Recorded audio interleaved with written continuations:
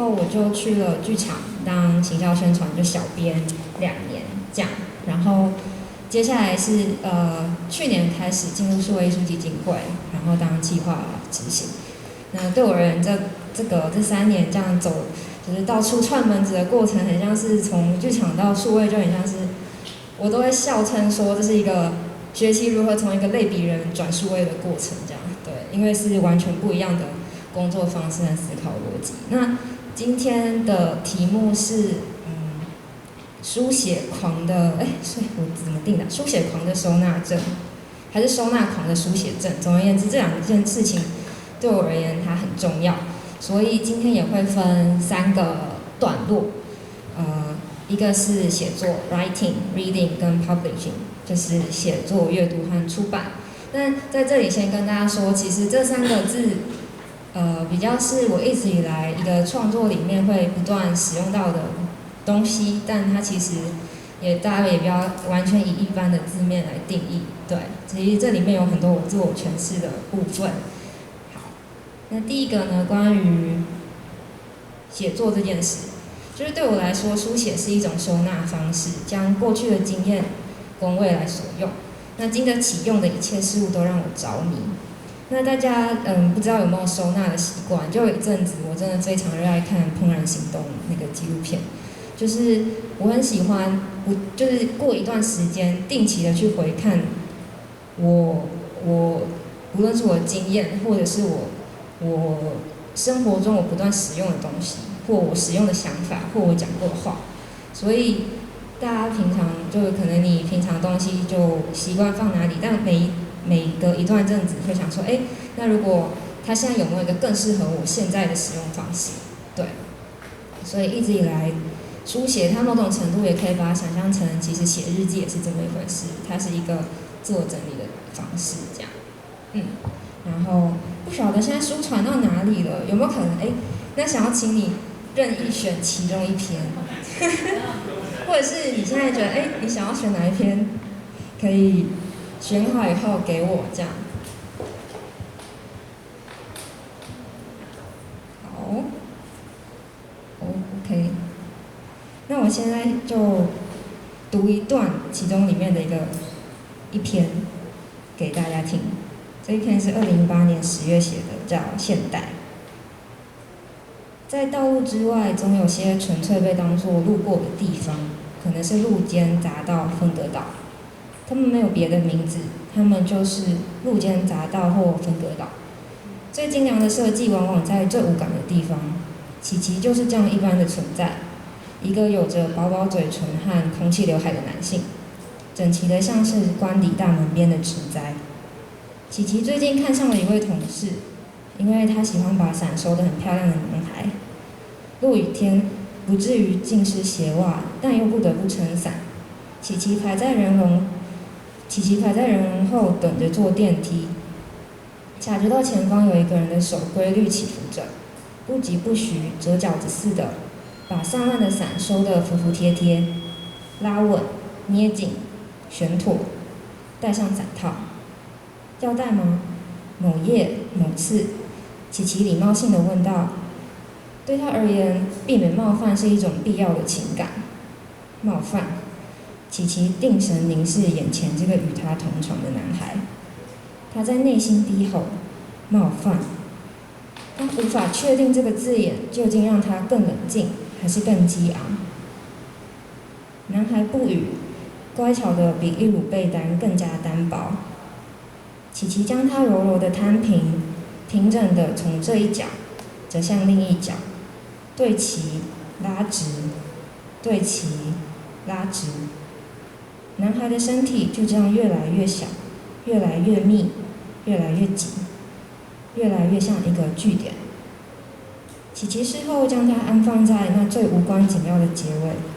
一个任谁都知道该结束的地方，一处不值得逗留的地狱，没有名字，也没有方向。好，谢谢大家。然后，不知道刚刚大家听完这一段文字有什么感觉？那其实这一本书里面大部分的内容都是每隔一阵子我可能就会有一种可能某一个夜深人静的时刻，突然觉得啊心里有一股暗潮汹涌，然后啪就吐出这些东西，然后所以其实这里面收录的这些所谓散文，其实都是我脸书的贴文，那它都跟那个时期我可能吸收的或消化，或者是听到、上课读到的东西有关。对，那我觉得在事后再回看自己写的这些东西，我觉得它终归可以回到一个很对我而言很根本的经验，就是呢，我最核心的阅读经验其实是来自于听专辑，就是从国小开始就会，因为我们家附近也有唱片行，所以我不定期的就会去唱片行买唱片，然后在那个时候，其实因为我是高中才开始用智慧型手机，所以其实在那之前，音乐或串流平台就是不盛行，所以以至于很多时候，那个阅读经验就是可能我一开始也不会知道这张专辑里面到底有什么歌，可能只知道几个主打。那买回家以后，我会先从头到尾的听一遍，就是我会真的是趴在那个自己的小音响前面，然后把它全部听完。然后也会边听边翻歌词本。那听完第一遍以后，我就会开始选我特别喜欢的那几首，然后重复听。那之后呢，这些音乐就会被我带入我的生活，它可能带入我的手机、我的 MP3或什么，它就会成为我生活里的背景音乐。所以我觉得在虽然我很习惯使用文字表达，但突然宕机，很习惯用文字表达，现在宕机了。但是但其实我觉得我整个人是非常感受性的人，那文字只是一个它很好跟外界沟通的媒介，这样，所以呢，加上其实我最主要的阅读来源其实也就是杂志跟歌词，所以我小时候狂热爱抄歌词，就我歌词背的比就是书还要熟这样，以至于现在看我写的东西都有某种现在来说可以说是一种文案感，或者是它有一种网络语言的感觉，然后我很难把它拼凑成像小说那样的东西，因为我几乎不读小说，所以我才发现其实这些阅读经验都形成了我的某种语感。那我也就慢慢整理，发现其实在我的创作里或我的思考方式，其实就分成了这3个关键字，就是线性时间、非线性，还有碎片化这件事。线性时间就是像第一次听专辑会从头到尾听完，那第二次是单独选某几首，那接下来这些东西就会进入到我的生活里面，不断的被我消化，被我验证说，在这个情境里，这个东西还能带给我什么，或符不符合我的情境之类的。对，那这件事情也不断反映在我的创作里面，这些都是自我整理，有感受到那个收纳控这件事吗？就是会时不时的回去看一下自己到底为什么这么做。那这一件作品是2016年，然后那时候是我大2的时候第一次办个展，叫做思个展。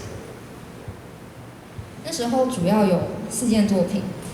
然后展览的地点是一条长廊，还蛮窄的，就可能现在这个空间的一半，然后有一个大的楼梯上去，再进入一个平台，所以它其实是一个狭长型的展场。那一进入展场，就是左上方那一张是一个盒子，然后半透明的纱布包着，那里面其实放的都是从小到大人家送给我的信件。那其实我觉得那时候在想的是，其实这些信件它是如此的公开被阅读，但你如果没有跟我建立过关系，或者是你不认识我，这个信件对你而言，它的感受度不一样，或者是它其实甚至没有意义的。所以同时间，我觉得把一个很私密的东西展陈开来，但当你没有办法翻译或阅读的时候，这件事情对你而言其实是没有，你无法读取资讯。对，那再来。中间的长廊那时候其实就非常高刚的，大概用了6包水泥，沿路从那个楼梯淋下来，然后淋成一个水泥河，水泥河流，上方是一个用我的脚去翻模做成的冰块，所以那个脚的冰块水会一路流到最下面，然后被接住这样。所以在那个观赏经验上是水是慢慢往下流，那观众是慢慢往上走，它好像慢慢又进入到一个通道，然后深入到另外一个内核，就是最上面的右上角那一张。那这个是个展里面最后一件作品，那它其实逻辑也很像，里面其实也就是我买的所有专辑里面，我截取了40秒，但我把它烧录成一张专辑，大家外表上其实根本分辨不出来它是什么。然后后面有一个编码，有一个明信片，所以你可以任选一张，然后把明信片投到邮箱里面，我就会再回寄给你说，那个这首歌是什么啊？它对我的意义是什么？那有别于第一件作品，其实是，就是我试图跟观众建立连接，然后这是一个很像通关密语的东西。然后那时候也有跟楚翔聊到这件作品，然后他说他给的 feedback 我觉得蛮有趣，他说其实跟我的关系就是一把钥匙，它是跟我作品之间的密码，但即使你没有这个密码，你依然可以看到这些作品，或者是你依然可以读取到一些东西这样。那再来是第二个，这应该是大3的时候的创作，叫做《逃亡的笔者6人展》。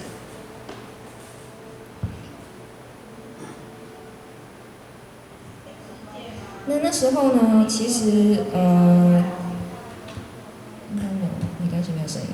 好，那时候其实我们班上有6个同学，主要其实都喜欢写东西，就一群大家一起取暖这样，然后我们一起写了一个小说。那个方式其实是6个人嘛，所以 A 写完交给 B，B 接着写交给 C， 然后最后就写出一个完全没有逻辑的东西，写成一个完全没有逻辑的小说。那我们写完以后，其实我们自己都很困惑，想说谁要读这个东西啊？就是它的意义是什么？因此我们讨论出，那不如我们来把每个段落各自2一组，然后各自挑一个段落去做成读剧演出这样。然后所以其实这就是那时候的读剧画面这样。然后也是我们的展场，其实就是一张床，然后写满了字。现在是我跟另外一个同学在脸书上也强迫别人读东西这样。对。对，一个朋友在现场。对，然后其实现在想想，那时候其实在思考的核心是，文字到底可以怎样被不同方式阅读？阅读似乎永远是情境的，它是一个情境式的东西。所以我们才会用很土炮的方式把它写在墙壁上，或用很土炮的方式念出来给大家听。那在这个转译的过程，这些文字它似乎都只是一种媒材，然后因为面对到了不同的读者，或面对到不同场地，所以我们选择了不同的方式。所以我觉得那时候的困惑其实是想要尝试处理这件事情。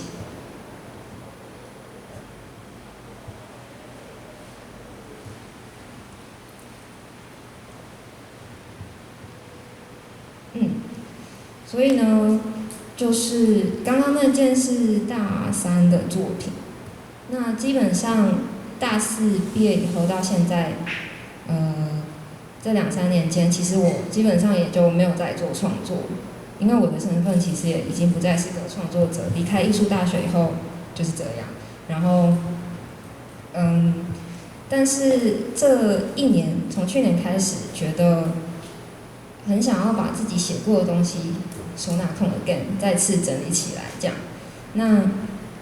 所以从最一开始关于书写对我而言是什么，到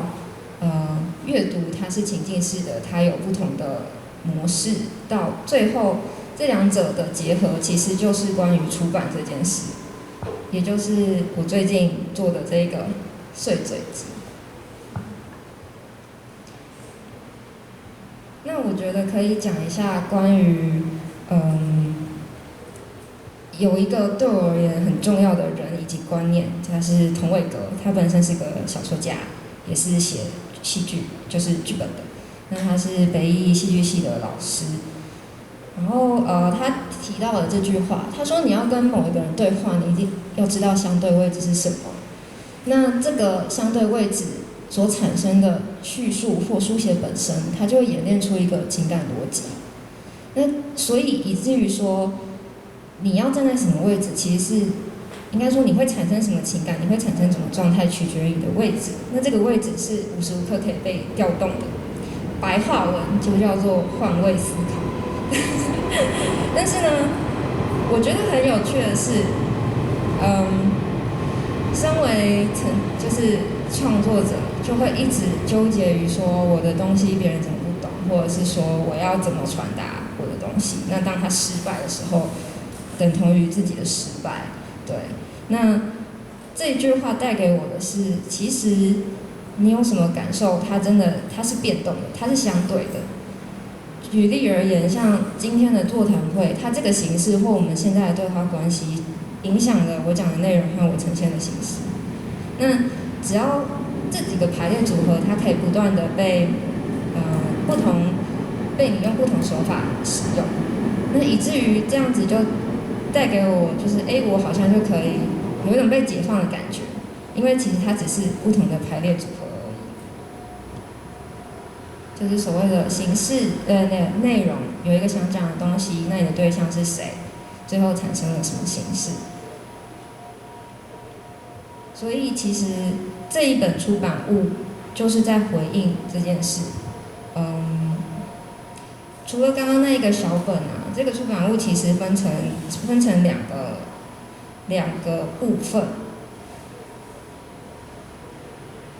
分别是散文以及评论。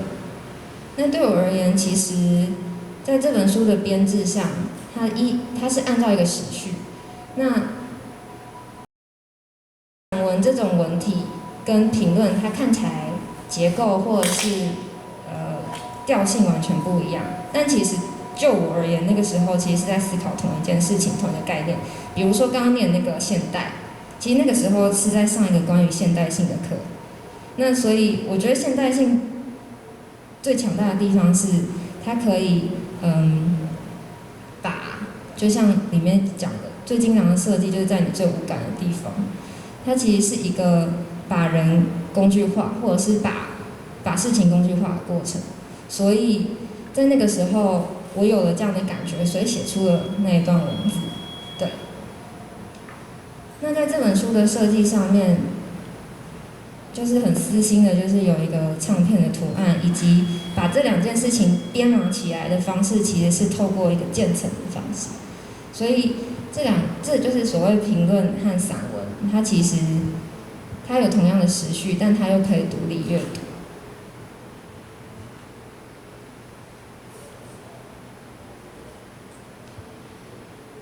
那最后，我其实这是一个我现阶段的结论。包括说，其实现在谈出版啊，或者是纸本，它往往是为了某种怀旧，或是一种恋物之类的。但是我现阶段会觉得，其实实体书是为了一个人的阅读情境而设计的。就是即便你在读一本书，你可能两个人一起看，或老师上课的时候讲，但其实它最完整的，最好的理解方式，其实是一个人的阅读。有别于你使用其他媒体，但这也是我现在一个阶段性的思考。突然结束在一个有点严肃的结尾，但是呢，这是我目前的收纳状态，所以呢，我不知道未来它会变形成什么样子。对，那谢谢大家。